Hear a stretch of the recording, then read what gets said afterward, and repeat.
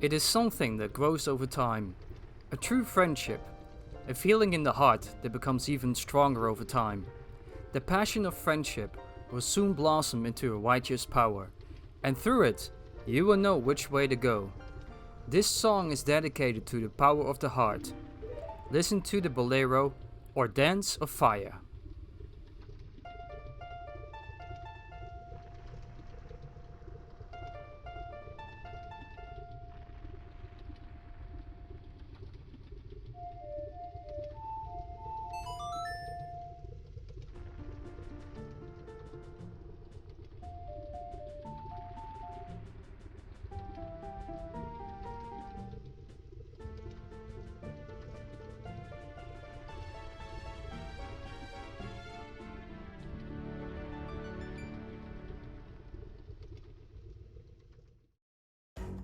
Long ago, when the Gorons decided to live here, an ancient dragon used to roam the skies of Death Mountain.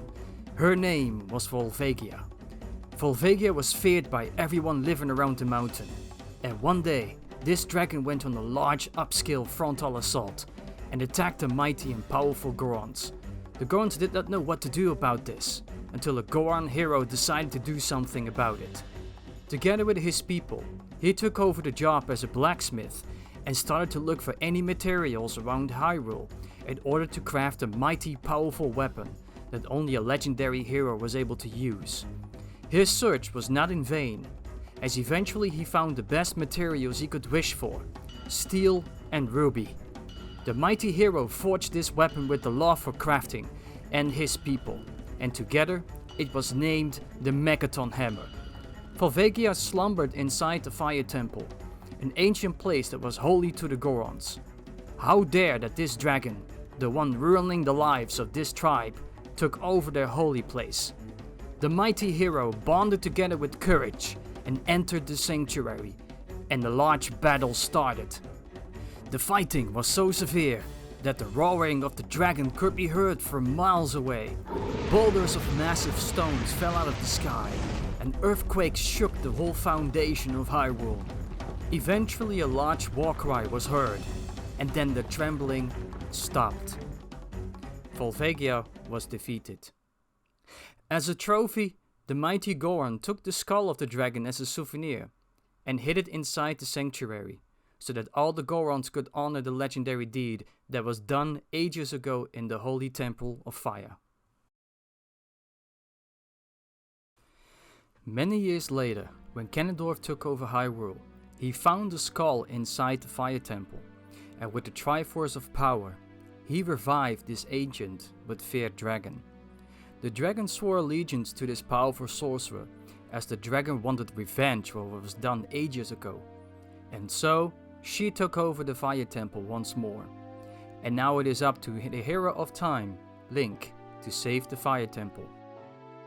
Now, I would like to talk more about Volvagia, as this boss has some secrets for its inspiration and ideas, and there is more to this boss than not a lot is known about. Volvagia is not an actual name, it has a meaning of the word dragon. So Volvagia just means dragon. Barba, the dragon of the game The Adventure of Link, is also called Volvagia in Japanese, and might also be a descendant or even the exact same dragon that has been again revived from its eternal slumber. Something that happens quite a lot in the Zelda series. There is also something else that some might have missed, but before I go into that, I would like to thank everybody that subscribed to my channel, and I try to read every single comment that you guys put up on my videos. We have been growing like crazy in the past week, and went from 100 subscribers to 200. So, thanks again.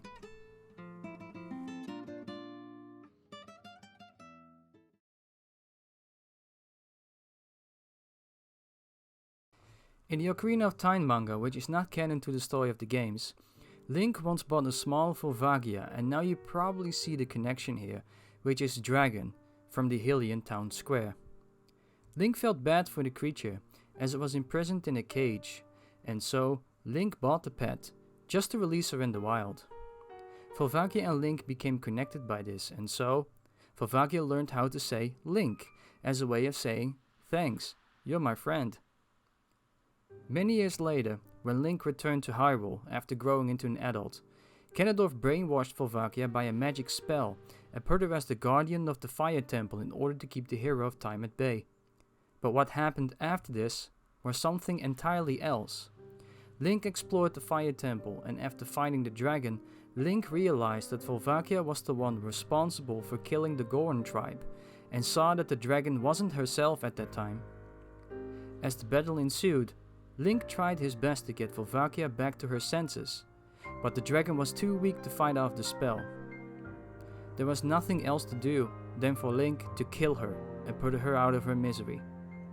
After Link being able to slay Volvagia, the spell wore off, and the dragon instantly remembered her lost friend. Just like she said, Link, long ago, she does here too, before she finally passed away. Later on in the manga, we discover that Link found Volvagia again in the haunted wastelands, but in a ghostly form. This form tried to prey on Link's emotions, and the spectre was nothing more than a flying head of Volvagia, in the hopes of Link missing the path and fall in the sand to his doom. Now keep this in mind, because we aren't done yet. Now we jump into the Gerudo Desert of Twilight Princess.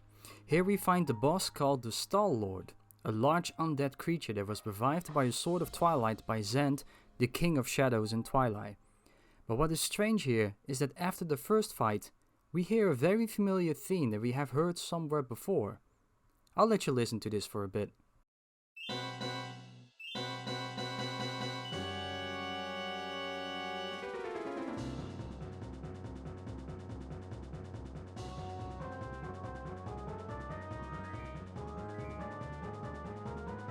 Alright, and now for the second part.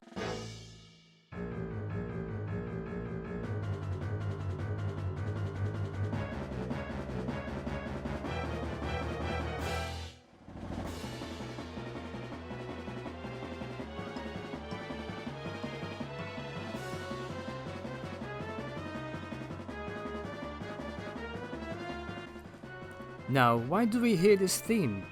Is Star-Lord Volvagia? The answer is no, but the influence of the manga put them together. Star-Lord was an actual enemy that we have not seen in Ocarina of Time, the game, but he did exist in the manga. Here, he was the general of the Stalfos army, guiding the army for Ganondorf.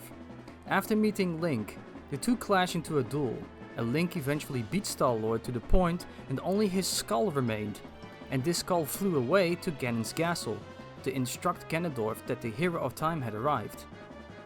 If you put this all together, you'll notice that the Ocarina of Time manga that came before Twilight Princess definitely inspired many things we see back in the video games. And even though they aren't canon, Nintendo was inspired and created a mixture of the two sources.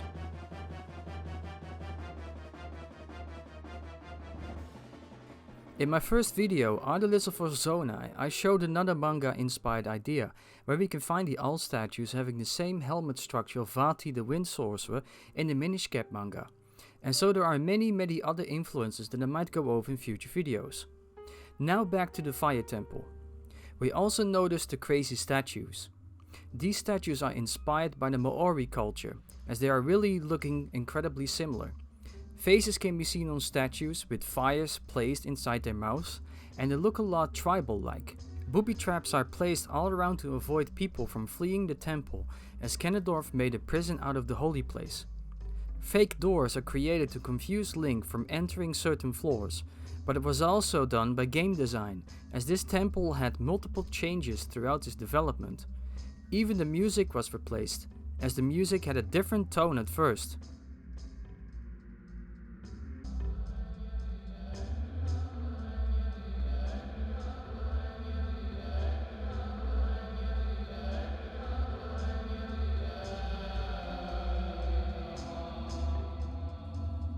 In my honest opinion, I like the theme we have now more, but before this one, Nintendo created the theme with Islamic chanting in it. But after a long development, Nintendo decided to cut the chanting out of the song, as they thought that it might give some problems due to religious controversial ideas.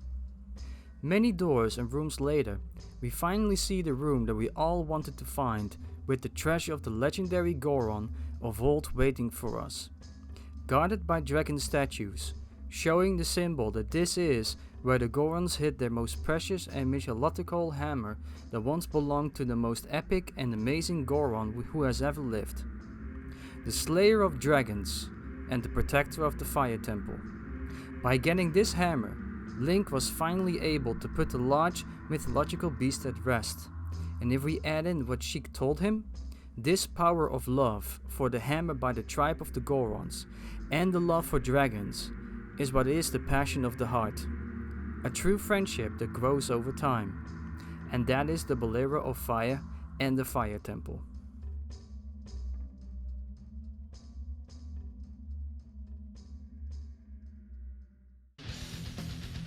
Thank you all for watching, and I will see you guys in the next video.